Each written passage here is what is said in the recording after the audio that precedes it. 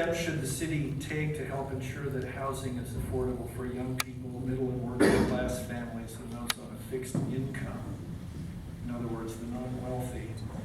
And this is important, a second part of that, when you answer that question, I would also like you to talk about what real-world results in other cities you can cite to demonstrate that those strategies will actually work.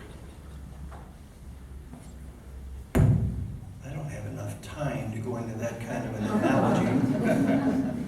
But I will say that I'd like to add an additional word into the affordability discussion, and that is diversity. Our communities need diversity. That includes affordability. It also includes opportunities for people young, for people with families, and for our aging population, which I'm glad to be a representative member. To have that opportunity to continue to be a part of the neighborhood they've either recently joined, that they've been a part of for maybe their whole life, or that their families are growing up in now so that they can be close to them. This is a very, very key piece, and I would like to shift the argument from the word affordability to diversity, and I would like to see the targets for what's considered affordable shifted substantially downward, because right now what I'm seeing are numbers that are right. I'm done.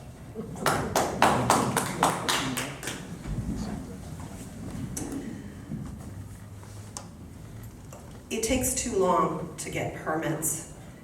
Builders, homeowners, when they're looking for a permit to build, they have to wait sometimes months. Interest accrues. That's part of the affordability problem. That doesn't mean you short circuit design, but we have to figure out what that balance is between getting community input and good design and just sitting waiting for a permit indefinitely. I'm hearing months and months and months. Another place I think we can provide more affordable housing is actually addressing the homeless situation, much like Salt Lake City did. It is far less expensive for us as a city to provide housing for those in need than it is to let them languish on the streets. We will actually realize savings as a community by not spending $20,000 in emergency services on someone when we can provide them housing for far less. So I think that's part of the puzzle, but like Stan said, only a minute, we don't have enough time to discuss this. So I mentioned before the affordable housing linkage fee. By requiring every new development to set aside some of their units at some levels of affordability, that will be a big step forward. It's been tried throughout California, cities on the East Coast, and it's worked. It's worked both in providing significant numbers of affordable units, and it's also worked by, it hasn't discouraged the type of additional market rate units that we also need in our community. So that's one tool. We need to look at tools around how we can stabilize people that are renting. The rent increases we're seeing right now are forcing folks out of not just their homes, but out of their entire communities in a very disruptive and costly way.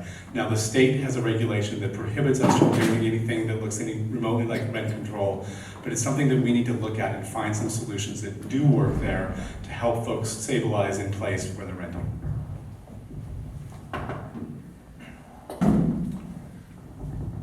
So there are 40,000 households that are 40% of the median income. And there are only 10,000 units available right now. So this problem isn't going to get better. It's only going to get worse unless we do something about it. I do agree that mandatory fees and linkage fees make a whole lot of sense. I'd like to look at it from another angle too. We're doing the $15 minimum wage. We'll see how that works. There's a study in Harvard study, ongoing study, that shows that good, reliable transportation is actually one of the most important factors in people getting out of poverty. Even more important than having a two-parent household. So those are some of the other ideas that we need to look at. Okay, thank you. Before I ask the next substantive question, I'd just like to remind the audience, in maybe a half hour, perhaps less, we're going to go into audience questions. So we have volunteers who are available